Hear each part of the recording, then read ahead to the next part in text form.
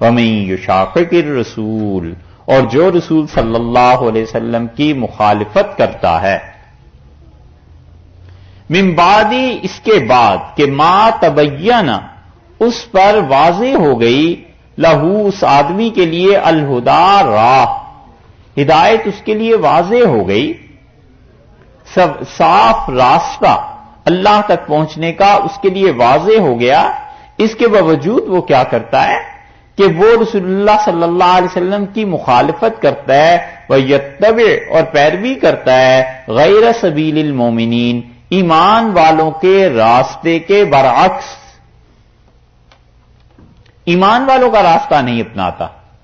بلکہ وہ کسی اور راستے پر چلتا ہے، نُوَلِّهِ، ہم اس کو پھیر دیں گے، ما، اس چیز کی طرف، تولا، جس طرف وہ پھرا،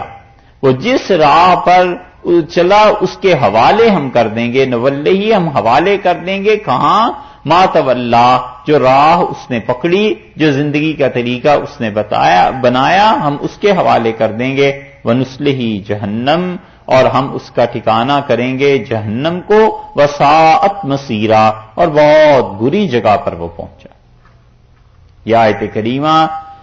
اس پہ بہت کچھ مفسرین نے لکھا ہے اور حقیقتاً بڑی فکر کرنے کی بات ہے۔ سب سے پہلی بات یہ فرما دی کہ من یشاقق الرسول، اور جو رسول اللہ صلی اللہ علیہ وسلم کی مخالفت کرتا ہے، اسے پتا ہے کہ حضرت صلی اللہ علیہ وسلم نے یہ بات کہی ہے، اس کے باوجود ان کی مخالفت کرتا ہے۔ اس سے مراد علیاذ باللہ وہ فقہا نہیں لیے جا سکتے جو لوگ کتاب و سنت کی روشنی میں اجتہاد کرتے ہیں، کیونکہ وہ تو بیٹھے ہی اس لیے تھے کہ رسول اللہ صلی اللہ علیہ وسلم کی حدیث اور قرآن پاک میں جو چیزیں، جو احکامات ہیں، اس کو واضح کریں، اس لیے تھوڑے ہی بیٹھے تھے کہ قرآن و حدیث کی مخالفت کریں۔ اس لیے جن لوگوں نے اس آیت کو لے کے فقہ کا رد کیا ہے کہ جو مقلد ہوتے ہیں اور جو اتباع کرتے ہیں وہ رسول اللہ صلی اللہ علیہ وسلم کی مخالفت کرتے ہیں، بڑی زیادتی ان لوگوں نے کی ہے۔ اس فتوے سے تو امت 13 صدیوں تک کی پچھلی ساری کی ساری حضور اقدس صلی اللہ علیہ وسلم کی مخالف قرار پائے گی۔ یہاں مراد وہ ہیں جن تک شریعت کا حکم پہنچا، اس کے باوجود مخالفت کرتے ہیں رسول اللہ صلی اللہ علیہ وسلم کی، من بعد ما تبین لہ الہدی، جبکہ واضح راستہ، ہدایت اللہ نے ان پہ واضح کر دی تھی، کھل چکی تھی ہدایت، اس کے باوجود مخالفت کرتے ہیں، وَيَتَّبِعْ، اور پیروی کرتے ہیں، اتباع کرتے ہیں۔ اتباع اور تقلید ایک ہی معنی میں، یہ ضروری نہیں ہے کہ قرآن پاک میں تقلید کا لفظ ہی آیا ہو، بہت سے احکامات ایسے ہیں جن کے الفاظ قرآن کریم میں نہیں آئے،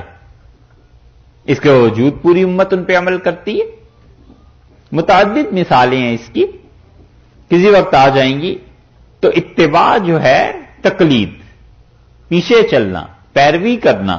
غیر سبیل المومنین، ایمان والوں کے راستے کے علاوہ کسی راستے کی پیروی کرنا۔ اگر کوئی یہ کرے گا تو دیکھیے دونوں چیزوں کو گنا ہے، ایک رسول اللہ صلی اللہ علیہ وسلم کی مخالفت اور ایک اہل ایمان کے علاوہ کسی راہ کو اپنانا۔ ان دونوں چیزوں کے بعد ہوگا کیا، نولہ ما تولا ونصلہ جہنم، ہم اسے چھوڑ دیں گے اسی راستے پر جس کو جو راہ اس نے پکڑی ہے، اور جہنم اس کا ٹھکانہ۔ تو جہنم کی سزا کے لیے دو جرائم ہوئے، ایک حضور اقدس صلی اللہ علیہ وسلم کی مخالفت اور ایک امت کی راہ کو چھوڑ دینا، مسلمانوں کی راہ۔ اس سے فقہا نے یہ دلیل لی ہے کہ وہ کہتے ہیں کہ اہل ایمان امت کی راہ حجت ہے، دلیل ہے، اور اسی کا نام ہے اجماع، یعنی ساری امت مل کر ایک فیصلہ کر لے تو اس فیصلے کے خلاف چلنا اجماع کو باطل قرار دینا ہے، اور اجماع کو باطل قرار دینا یہ کام ہے جہنم میں جانے والوں کا، کیونکہ اللہ نے دو چیزوں کے لیے جہنم کا ارشاد فرمایا، حضور اقدس صلی اللہ علیہ وسلم کی مخالفت اور اجماع۔ اور اس آیت کے متعلق مفسرین نے لکھا ہے، مزنی نقل کرتے ہیں، امام مزنی رحمۃ اللہ علیہ بڑے آدمی تھے شافعی فقہ میں، اور ان کا مقام جیسے ہمارے امام ابو یوسف رحمۃ اللہ علیہ وغیرہ کا مقام ہے، اس مقام کے آدمی تھے۔ اور مزنی کہتے ہیں کہ امام شافعی رحمۃ اللہ علیہ بیٹھے ہوئے تھے اور ایک بوڑھا آدمی ان کے پاس آیا اور اس نے امام شافعی رحمۃ اللہ سے کہا کہ تم فتویٰ دیتے ہو؟ تو انہوں نے کہا ہاں۔ تو اس نے کہا کس دلیل سے؟ تو انہوں نے کہا اللہ کی کتاب سے۔ ان کا اس میں نہ ملے تو انہوں نے کہا پھر رسول اللہ صلی اللہ علیہ وسلم کی سنت سے۔ ان کا اس میں بھی نہ ملے تو آپ نے فرمایا جس پہ مسلمانوں کا اجماع ہو جائے اس سے فتویٰ دیتا ہوں۔ اس نے کہا اس کی کیا دلیل ہے کہ اجماع جو ہے پوری امت کسی مسئلے پہ متفق ہو جائے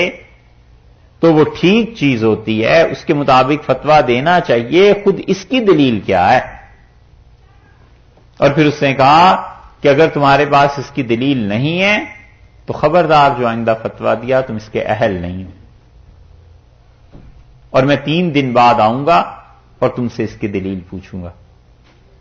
مزنی رحمت اللہ علیہ کہتے تھے امام شافعی رحمت اللہ علیہ نے 3 دن تک بس نماز کے وقت وہ آتے تھے، باقی نہیں آتے تھے۔ تیسرے دن ظہر اور عصر کے درمیان وہ آئے اور بیٹھے اور وہ بوڑھا آدمی بھی آ گیا، اور امام شافعی رحمت اللہ علیہ نے یہ آیت پڑھی۔ انہوں نے کہا اللہ نے رسول اللہ صلی اللہ علیہ وسلم کی مخالفت کو برابر قرار دیا ہے اجماع امت کی مخالفت سے، اور یہ دلیل ہے کہ امت جس بات پہ متفق ہو جائے پوری امت گمراہی کا راہ اختیار نہیں کر سکتی، امت کا اجماع حجت ہے، دلیل ہے۔ تو اس نے کہا تم فتوے کے اہل ہو، اور چلا گیا۔ اور امام شافعی رحمت اللہ علیہ فرماتے تھے کہ میں نے قرآن پاک کو پڑھا اور دل جمتا نہیں تھا کسی چیز پہ کہ اجماع کیسے حجت ہے، دلیل ہے، اور فرماتے تھے میں نے صرف اس ایک مسئلے کے لیے 300 مرتبہ قرآن پڑھا، اور فرماتے تھے یہ آیت پتہ چلی کہ اللہ نے رسول اللہ صلی اللہ علیہ وسلم کی مخالفت اور امت کے اجماع دونوں کو ہم وزن قرار دیا ہے، اور اللہ نے اس پہ فرمایا کہ بنسلہ جہنم، اگر امت کے اجماع کو کوئی توڑے گا تو ہم اسے جہنم میں پھینک دیں گے۔ بہت سی چیزوں پر امت کا اجماع ہے، مثلا پوری امت اس بات پر متفق ہے کہ ناپاکی کے بعد غسل ہے، پوری امت اس بات پر متفق ہے کہ نماز میں جتنی رکعتیں ہیں کہ ظہر کی 2 رکعتیں، ظہر کی 4 رکعتیں اور فجر کی 2 رکعتیں پڑھی جائیں۔ اسی طرح علی ھذا القیاس رسول اللہ صلی اللہ علیہ وسلم نے اسی لیے فرمایا کہ ید اللہ علی الجماع، کہ اللہ تعالی کا ہاتھ ہے اس جماعت کے اوپر، یعنی صحابہ کرام رضی اللہ عنہ نے اس بات پر اجماع کر لیا ہے اللہ کا ہاتھ ہے اس کے اوپر۔ صحابہ کرام رضی اللہ عنہ جس بات پر متفق ہو گئے اس اجماع سے نکلنا گمراہی کی بات ہے۔ ہم کہتے ہیں کہ حضرت ابوبکر رضی اللہ عنہ کی خلافت پر سارے صحابہ رضی اللہ عنہ متفق ہو گئے تھے، کوئی باہر نہیں رہا۔ اس اجماع کو توڑنا یہ گمراہ ہونے کی دلیل ہے۔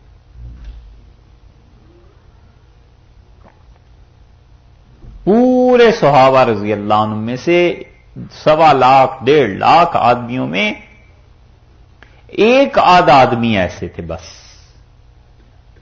جو حضرت ابوبکر رضی اللہ عنہ کی بیعت سے رک گئے، اور حضرت علی رضی اللہ عنہ نے بھی بیعت کی ہے،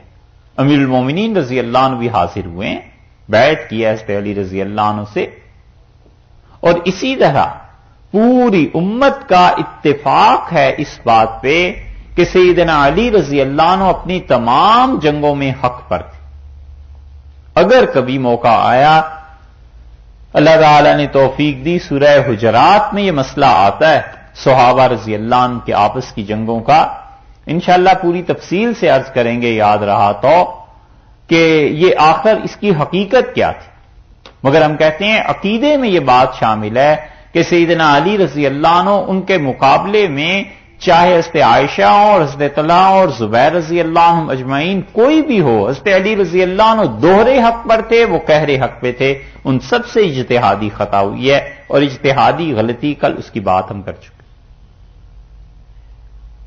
یہ امت کا اجماع ہے، اس کو توڑنا گمراہی کی باتوں میں سے ایک بات ہے کہ کہ اب کوئی اٹھے اور ان 3 حضرات یا باقی صحابہ رضی اللہ عنہ کے متعلق کہے کہ وہ ٹھیک تھے اور اس پہ علی رضی اللہ عنہ غلط تھے، علیہ باللہ، یہ غلط بات ہے۔ لوگ حد سے بڑھ جاتے ہیں۔ کچھ لوگوں کو سیدنا علی رضی اللہ عنہ سے اتنی محبت ہو جاتی ہے کہ باقی سب کو ان کے مقابلے میں گمراہ قرار دیتے ہیں، اور کچھ کو باقی سے اتنی محبت ہو جاتی ہے کہ حضرت علی اور اہل بیت رضی اللہ عنہ کو گمراہ کہتے ہیں۔ یہ دونوں ہی چیزیں ٹھیک نہیں ہیں۔ ہر چیز کی ایک حد ہے، اور حد کے اندر رہتا ہوا یہ آدمی اچھا لگتا ہے۔ اس لیے اہل بیت، رسول اللہ صلی اللہ علیہ وسلم کا خاندان، ان کی عزت، ان کا احترام، وہ سب چیزیں، اور سیدنا علی رضی اللہ عنہ، ان کے زمانے میں کوئی آدمی ان جیسا نہیں تھا۔ اور امام احمد ابن حنبل رحمۃ اللہ علیہ کہتے تھے کہ حضرت علی رضی اللہ عنہ سے جن لوگوں کو نفرت تھی، حضرت علی رضی اللہ عنہ کا کوئی قصور نہیں تھا سوائے اس کے کہ اللہ نے ان پہ فضل زیادہ کیا تھا۔ تو صحابہ رضی اللہ عنہ کا دور جب گزر گیا نا، صحابہ کرام رضی اللہ عنہ میں تو ایک آدمی بھی ایسا نہیں تھا، ایک آدمی جسے کہتے ہیں نا ناٹ اے سنگل پرسن، وہ چیز۔ اور ان کے بعد جو لوگ آئے ہیں، بہت سے لوگوں کو حضرت علی رضی اللہ عنہ سے محض حسد تھا اور کچھ نہیں تھا۔ تو محسود تھے علی رضی اللہ عنہ، تو وہ تو اللہ کے فضل کی دلیل ہے کہ لوگ ان سے جلتے تھے۔ تو امام احمد ابن حنبل رحمۃ اللہ علیہ کہتے تھے کہ امیر المومنین علی رضی اللہ عنہ کے معائب بعد میں آنے والوں نے دیکھنے کی کوشش کی کہ اس شخص میں کیا کیا برائی ہے۔ جب کوئی برائی نہیں نظر آئی تو جھک ماری انہوں نے، اور حضرت علی رضی اللہ عنہ کے مقابلے میں جو تھے حضرت معاویہ رضی اللہ عنہ، ان کو بڑھانا شروع کر دیا۔ حضرت معاویہ رضی اللہ عنہ کو حضرت علی رضی اللہ عنہ پہ ترجیح دینا یہ گمراہی کی بات ہے۔ سیدنا معاویہ رضی اللہ عنہ یقیناً صحابی تھے اور حضور اقدس صلی اللہ علیہ وسلم کے ساتھ رہے بھی ہیں، ان کے مناقب، ان کے فضائل، اس سے انکار نہیں، لیکن حضرت معاویہ رضی اللہ عنہ کو حضرت علی رضی اللہ عنہ کے مقابلے میں لانا یہ بھی ایسے ہی گمراہی ہے جیسے حضرت علی رضی اللہ عنہ کو حضرت ابوبکر رضی اللہ عنہ کے مقابلے میں لے کے آنا۔ یہ سب گمراہی کی چیزیں ہیں، حد سے نکلے ہوئے ہیں۔ اہل سنت والجماعت کے ہاں یہ خاص چیز ہے اعتدال، کہ وہ کہتے ہیں سب کو ان کا حق دو، سب لوگوں کی احترام اور عزت کرو، اور جو مسئلے کی بات ہے صاف اور واضح لفظوں میں کہو تاکہ کوئی شبہ نہ رہے۔ اس لیے اللہ تعالی نے یہاں پر اجماع کو حجت قرار دیا۔ تو جن جن مسائل پر اجماع ہے امت کا، اس اجماع کو توڑنا گمراہی کی باتیں ہیں، اور یہ اصول بہت آگے تک چلا جاتا ہے، الا یہ کہ کوئی آدمی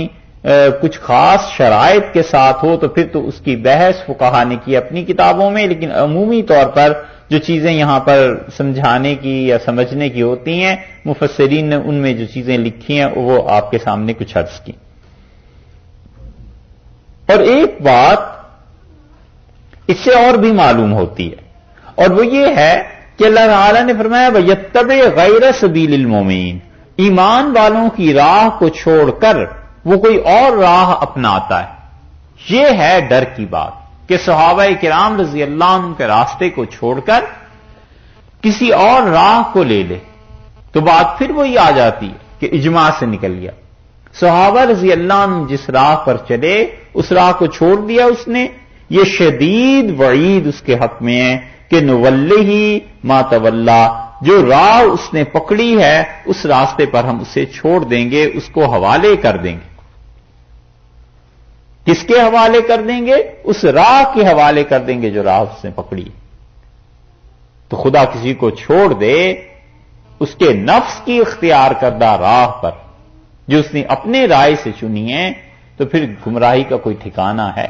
کوئی بچ جائے گی گمراہی کی چیز اس سے؟ اللہ نے کہا ہم اس راہ کے حوالے کر دیں گے کہ چلو اسی راہ پہ چلتے رہو جس راہ کو تم نے اختیار کیا ہے، وَنُصْلِهِ جہنم، اور اس کا آخری انجام یہ ہوگا کہ وہ جہنم تک پہنچے گا، وَسَاءَتْ مَصِيرًا، اور یہ بہت ہی بری جگہ،